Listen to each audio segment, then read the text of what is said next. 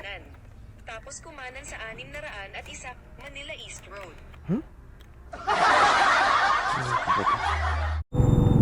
So bali, liliko tayo dito sa kanan.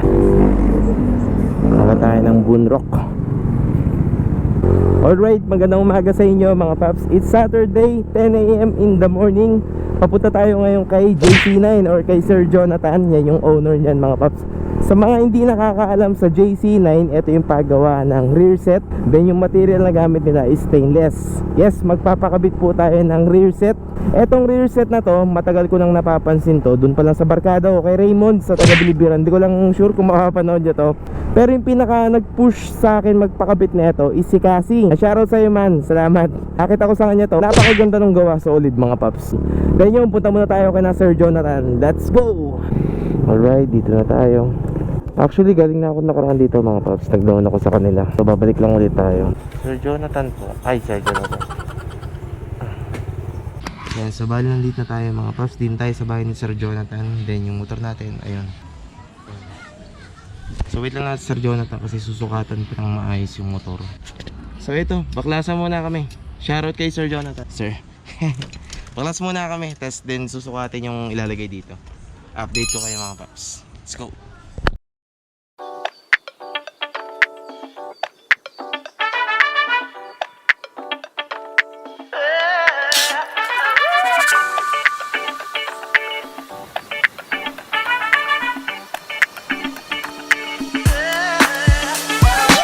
Game na mga ka-RS, gawin na natin yung pambega parts.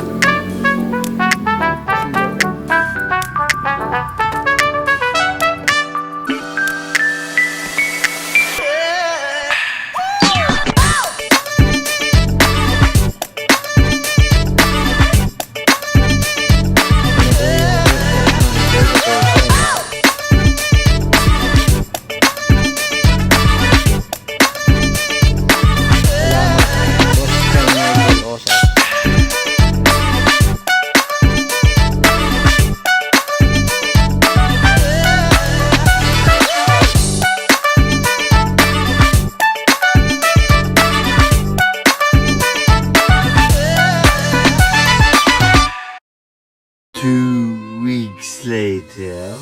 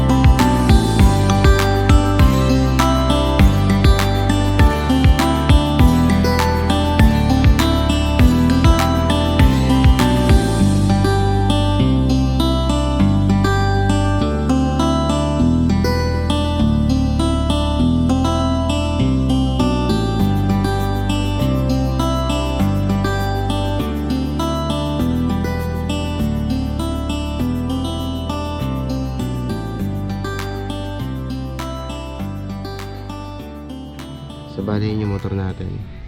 Ito si Karen. Yan, lagi naman sumasama, lagi naman nakasuporta sa akin, yung kaso mahihayin yan masyado. Yan, then makikita natin mamaya ngayon sa motor natin na nakakabit na mismo yung rear set. Hindi ko alam pero malakas ang kutob ko na maganda magiging resulta na ito. Tara. Alright, good morning ulit sa inyo mga paps. Bali after 2 weeks nandito na ulit tayo kay Sir Jonathan. Ayan. Bali nung unang araw kasing punta natin dito mga paps, sinukatan pa yung sa motor natin. Sinukatan ng maayos dito sa mga pagkakabitan para siguradong maayos yung rear set na ilalagay. Pati yung mismong sprocket cover, sinukatan ng maayos yan. So bali nakita nyo naman yung unang araw na punta natin dito. Sobrang hirap talaga ng ginagawa niya. Ang daming pagsusukat na ginagawa. Basta matrabaho kaya hindi talaga kaya ng isang araw mga paps. So bali mamaya mga paps, pakikita ko sa inyo kung ano ba yung fully adjustable Sir Jonathan. Ayan, parating siya ngayon. Inassemble na niya yung rear set na ilalagay natin. So mamaya makikita nyo sa motor natin yung rear set ng JC9. So tara, let's go.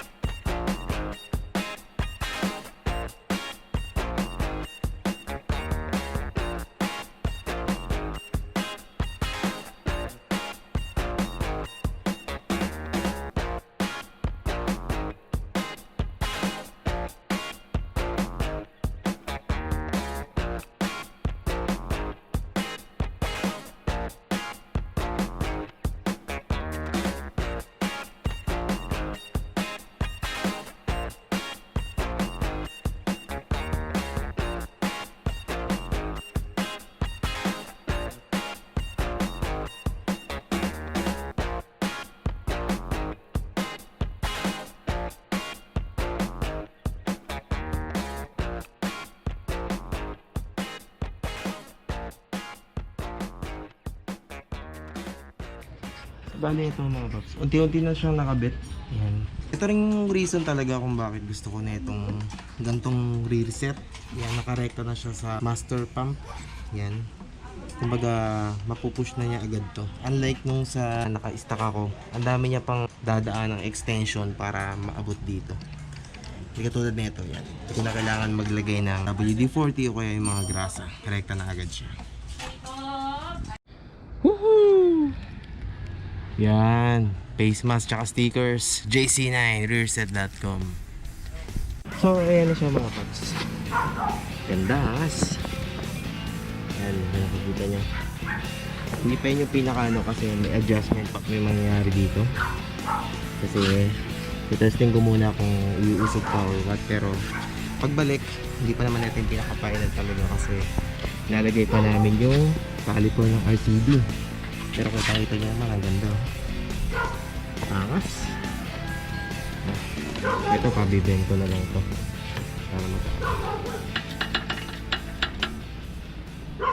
The next day.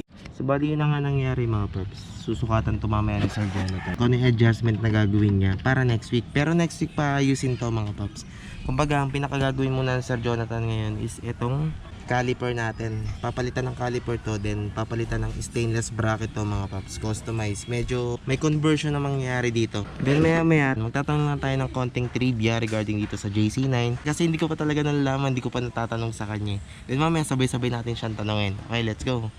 So ito, dito na rin lang tayo mga paps. Tanongin din natin ng mga konting information si Sir Jonathan regarding sa JC9. Ayan, Sir Jonathan, ali ito kasing JC9. Nakita ko na siya nung year 2014. Sabi ko sa'yo, si Raymond. Si Boss Raymond Castro. Kapatid pa yan ginawa ko ng rear set. Bali yung motor ni Raymond kasi is sniper. Doon ko siya unang nakita. Yun, tanong natin kay Sir Jonathan kung kailan ba talaga nag-umpisa si JC9?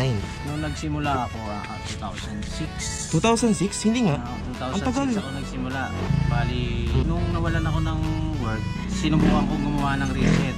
Okay naman siya. Maganda naman kinalabasan ng rear set nung una. Kaya lang medyo hindi pa siya perfect. Anong motor yung unang pinagawa Raider. naman? Raider Yung ako. Raider na orange ba yun? Hindi. May mas nauna Basta pa. series 2. Ang taon kumbaga nag-click yung naisipan mo ng i-business si JC9, mga ano. Basta dire-diretso na yun. Dire-diretso na yun. Dire-diretso na yun. Kumbaga, unang ipagkakagawa mo 2000, nakita siguro yung mga sumunod ng nagpagawa. May Oo. mga nagpagawa na rin talaga.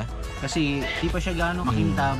Hindi pa siya ganun kaganda kumbaga. Pero makikita mo siya as in stainless talaga. Yes. Medyo kumikinang naman. Pero yung katulad ngayon na talagang napakakintab. Pero tingin ko kahit di pa siya pinapakinta, parang stylish na siyang tignan. Oo, naging work ko na kasi to. Tsaka hobby nga rin. Fashion. Palikod kasi ko eh. Matyaga, kumbaga. Sa mga hindi pa na nakakaalam mga paps, marami pa siyang ginagawan. Pang raider. Basta underbone. Kung gusto nyong magpagawa rin kay Sir Jonathan, napaka-solid. Hindi ko naman to sinasabi dahil ginawa niya. Napakaganda talaga mga paps. Subukan nyo. So, pati ang pinakamahalaga kasi dito, lifetime warranty. Sagot niyo yung ano, pyesa. Pero yung pesa. Tulad na, Bearing kasi talaga namang ay sa bagay, bearing. Oo. sira naman talaga eh. Para- Para yung mga tapakan, pupudpud talaga eh. Additional- Yung ano, for life na to, yung rear set na. Oo, sa bagay. So yun lang mga paps, lifetime warranty siya. Pero sa akin kasi malabo yung masira yan. Kumaga masisira lang dyan is yung pinaka-pedal. Kasi sobrang tibay niya talaga mga paps. Sobrang tibay ng stainless na ilalagay dito. May motor na. Oo.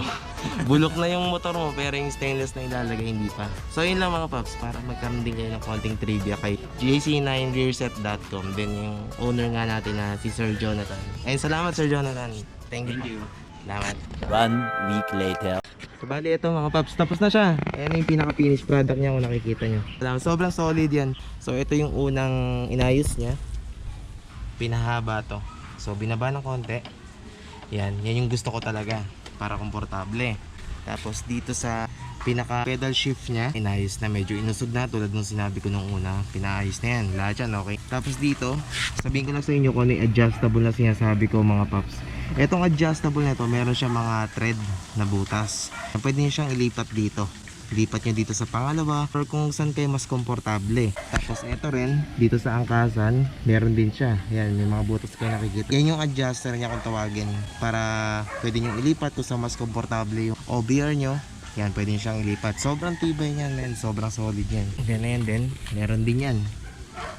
So ayan, ayun yung pinaka-finished product niya. Sobrang solid mga paps. Yan, adjustable din yung mga yan. Yan, mga adjuster siya. So yan, sobrang tuwa, sobrang happy.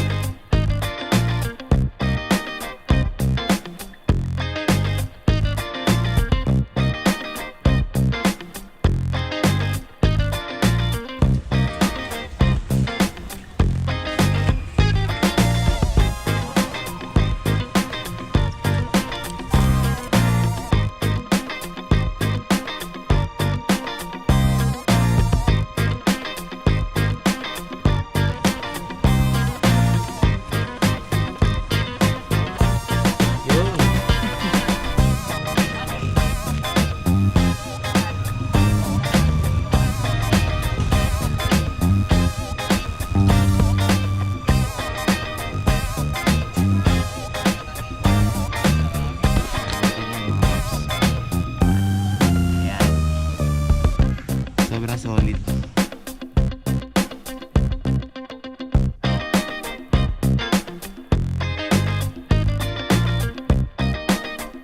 Big shoutout kay Sir Jonathan.